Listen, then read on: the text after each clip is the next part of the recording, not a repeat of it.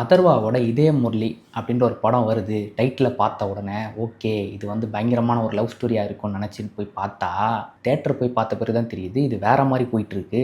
90ஸ்ல வந்த இதய முரளி படத்துக்கும் இந்த படத்துக்கும் என்ன வித்தியாசம், என்ன சூப்பராக இருக்குது, அது பெஸ்ட்டா இது பெஸ்ட்டா, வாங்க பார்த்துடலாம்.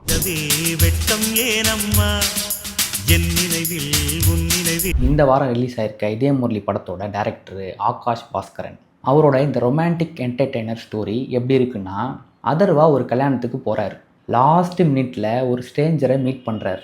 அந்த ஸ்ட்ரேஞ்சர் வேறு யாரும் இல்லை, நம்ம ஃபகத் ஃபாசில். வழக்கம் போல் மச்சான் என் லவ் ஸ்டோரியை கேளேன் அப்படின்னு சொல்லிட்டு ஆரம்பிச்சிடுறாங்க.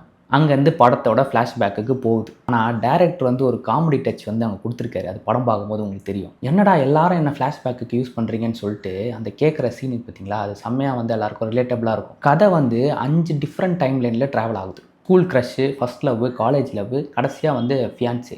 இப்படி அதர்வாவோட லைஃப்பில் வந்து பார்த்திங்கன்னா 4 பொண்ணுங்க வந்து போகிறாங்க.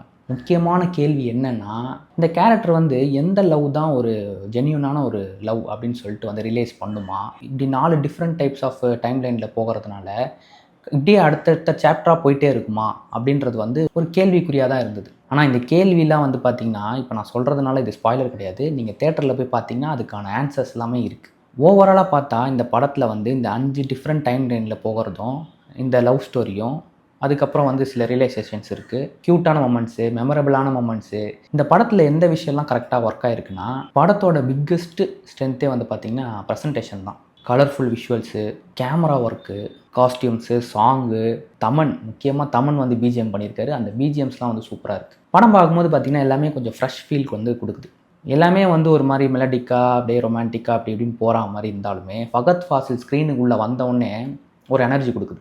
அவர் பெருசாக ரோல் இல்லைனாலுமே அந்த ஸ்க்ரீன் ப்ரெசன்ஸில் வந்து பார்த்திங்கன்னா அவர் ஸ்கோர் பண்ணிடுறாரு. மேக்ஸிமம் அவர் வர சீன்ஸ் எல்லாமே பார்த்தீங்கன்னா பயங்கரமாக வந்து நல்ல எலிவேட் ஆகுது. பரிதாபங்கள் சுதாகர் வந்து நடிச்சிருக்காரு. காமெடிலாம் வந்து பார்த்தீங்கன்னா ஃபைனல் போர்ஷன்ஸில் ரொம்ப டீசெண்டாக வந்து ஒர்க் ஆயிருக்கு. படம் வந்து ஃபுல்லாக சீரியஸாக ரொம்ப அழுக வைக்கிற மாதிரி எமோஷ்னலாக பயங்கரமாக அப்படி கொண்டு போகாமல் லைட் ஹார்ட்டடாக வந்து அதை மெயின்டைன் பண்ணி கொண்டு போயிருக்காங்க. அது ரொம்ப நல்லாயிருக்கு. ஒரு ஃபீல் குட் படம் பார்க்குற மாதிரி இருக்கும். இந்த படத்தில் எது வந்து ஒர்க் ஆகலைன்னா, இதில் வர ஹீரோ கேரக்டர் அதர்வா கேரக்டர் வந்து பார்த்திங்கன்னா இவருக்கு யார் மேலே ஆக்சுவல் லவ் இருக்குன்றது வந்து நமக்கே வந்து சரியாக கனெக்ட் ஆகாத மாதிரி ஒரு ஃபீல் கொடுக்குது.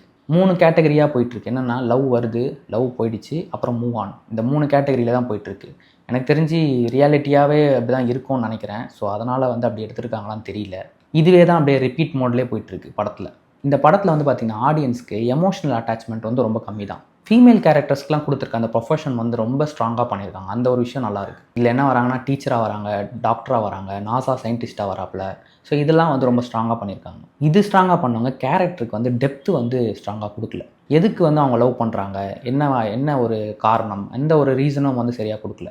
அதே மாதிரி ஹீரோ எதுக்கு லவ் பண்ணுறாரு, அதுக்கு என்ன ஒரு காரணம் இருக்கும்ல, ரீசன் இருக்கும்ல, அது ஒரு மிஸ்ஸிங் ஃபேக்டராகவே இருக்குது. இதுக்கு மட்டும் கன்வின்சிங்காக ஒரு ஆன்சர் கொடுக்க மாட்டேங்குது. இந்த படத்தில் கிளைமேக்ஸ் வந்து எமோஷனலாக இருக்கணும் அப்படின்னு சொல்லிட்டு ட்ரை பண்ணாலுமே ஆடியன்ஸாக பார்க்கும்போது எல்லா எமோஷனல் சீனுமே நமக்கு ஹார்ட் டச்சிங்காகவே இல்லாமல் மிஸ் ஆகிடுது. மோஸ்ட்லி இப்போ வர படங்கள்லாம் ரன் டைம் கொஞ்சம் அதிகமாகவே தான் போயிட்டுருக்கு. அதே மாதிரி இந்த படத்துக்கும் ரன் டைம் கொஞ்சம் அதிகம். ட்ரிம் பண்ணி கொஞ்சம் கிறிஸ்பாக கொடுத்துருந்தாங்கன்னா இன்னும் நல்லா இருந்திருக்கும். படத்தில் ஆர்டிஸ்டோட பர்ஃபார்மன்ஸ்லாம் பார்த்தீங்கன்னா எல்லாமே கொஞ்சம் டீசெண்டாக தான் பண்ணியிருக்காங்க. அதுவும் ரொம்ப டீசெண்டாக நடிச்சிருக்காரு. நடிக்கிறதுக்கு நிறைய ஸ்கோப் வந்து இந்த படத்தில் அவருக்கு இருந்திருக்கு. ஃபகத் ஃபாசில் அந்த எனர்ஜி லெவல், ஸோ யூஸ்வலாக வந்து அவர் பண்ணுற விஷயங்கள் சூப்பராக பண்ணி அந்த ஸ்க்ரீன் ப்ரெசன்ஸ் வந்து சூப்பராக கொடுத்துருக்காரு. படத்தில் கிளைமேக்ஸ் வந்து விசில் மூமெண்ட் வந்து கேரண்டி. புது ஆர்டிஸ்ட்டாக இருக்கிறதுனால ஒரு ஃப்ரெஷ் ஃபீல் கொடுக்குது. மொத்தத்தில் இந்த இதய முரளி படம் வந்து ஒரு டீப் டச் லவ் ஸ்டோரிலாம் இல்லை. ஏன்னா அந்த காலத்தில் வந்த படம் வந்து பயங்கரமாக எமோஷ்னலாக இருக்கும் ரொம்ப. இந்த படம் அந்தளவுக்கு அதை மீட் பண்ணுச்சா அப்படின்னு கேட்டிங்கன்னா அது இல்லைன்னு தான் சொல்வேன். இது எந்த மாதிரி ஃபீல்னா லைட் ப்ரீஸ் பாப்கார்ன் ரொமான்ஸ் தான். லாஜிக்கெலாம் அப்படி ஓரமாக வச்சுட்டு ஒரு டைம் பாஸுக்கு ரொமான்டிக் என்டர்டெய்னர் படம் பார்க்கணும் அப்படின்னு நினச்சிங்கன்னா இது ஒரு நல்ல படம். பயங்கரமாக ஹெவி லவ் எமோஷன்ஸ்லாம் எக்ஸ்பெக்ட் பண்ணிட்டு போய் படம் பார்த்தீங்கன்னா டிசப்பாயின்மெண்ட் தான். ஆனால் அந்த வீக்கெண்டுக்கு ஒரு டீசெண்டான ஒரு ரொமான்ஸ் என்டர்டெயின்மெண்ட் படம்னா இதை பார்க்கலாம். ஓகே மக்களே, நீங்கள் இந்த படம் பார்த்துட்டிங்களா? படம் எப்படி இருக்குது? உங்களுக்கு இந்த படம் பிடிச்சதா, இல்லை இந்த பழைய படம் தான் பிடிச்சதா, இல்லை எந்த படம் பிடிச்சதா அப்படின்னு சொல்லுங்கள். மறக்காமல் லைக் பண்ணுங்கள், கமெண்ட் பண்ணுங்கள், சப்ஸ்கிரைப் பண்ணிக்கோங்க. பார்த்து பத்திரம். டாட்டா. தேங்க்யூ.